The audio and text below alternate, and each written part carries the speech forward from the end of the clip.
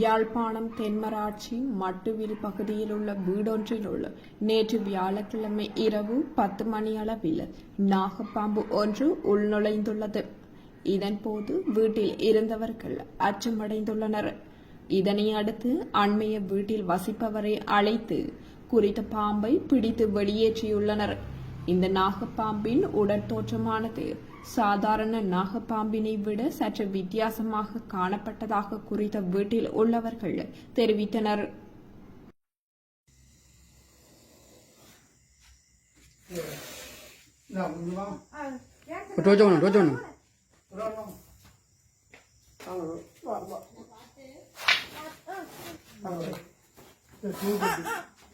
ஆளுக்கு பிடிங்க.